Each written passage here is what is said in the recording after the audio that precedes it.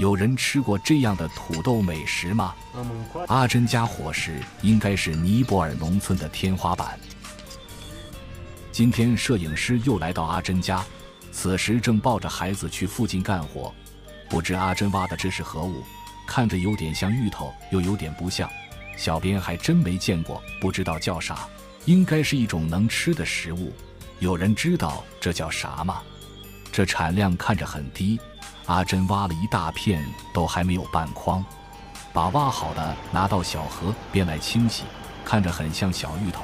阿珍家人少这点量也够吃了。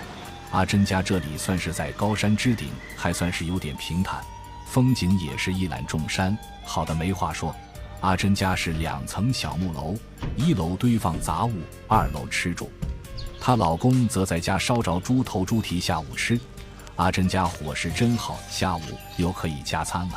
阿珍家这小宝贝简直就是阿珍的缩小版，跟她太像了。阿珍老公看着斯斯文文的干活，还挺麻溜，不一会儿的功夫，一个金灿灿的猪头肉就快刮好呈现在眼前。以前觉得尼泊尔农村翠花家的水龙头在家旁边就够方便了，没想到阿珍家这个更方便，都有点接近现代化了，直接把水龙头按在家里，还有专用洗菜池。阿珍回到家烧起火，把刚才挖来的食物煮了中午吃。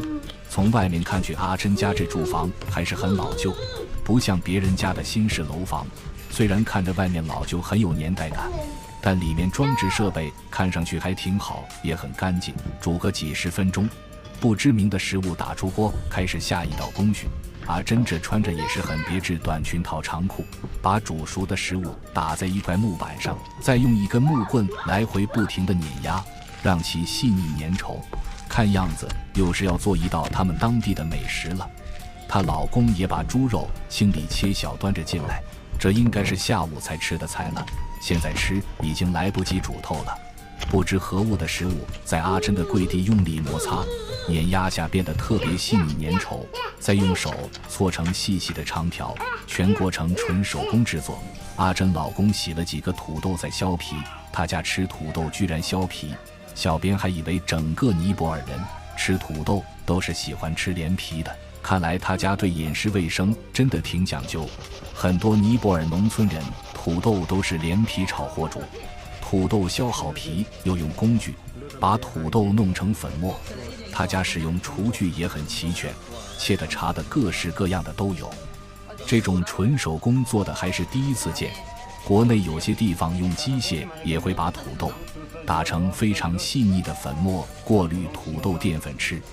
他家这花椒调料又多又齐全，这打磨调料的方式很尼泊尔，把花椒放在火炉上面烘烤，这方法不错，即便天天下雨也不怕发霉捂坏了。起锅烧油烹饪美食的第一个步骤，尼泊尔人天生就爱吃咖喱粉，任何食物都要放一点。锅中调料爆香，阿珍把她老公准备好的土豆泥下锅炒，这做法很新奇，别人家的土豆都是切成片或切成块，不是非炸即炒就是煮，他家这个直接把土豆弄成粉末炒了，再加水煮，煮个几分钟，土豆粉粘稠，又把刚才准备好的紫色调下锅混合一起煮，这就妥妥的土豆美食。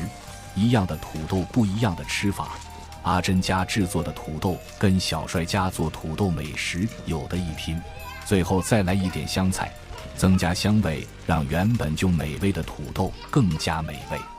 越是农村人做出来的味道更加好吃。柴火煮的还没有各种添加剂，有一种说不出来的乡村美味。煮好成品出锅，看着色泽确实不错，干净清爽，味道应该也不差，添加了不少调料在里面。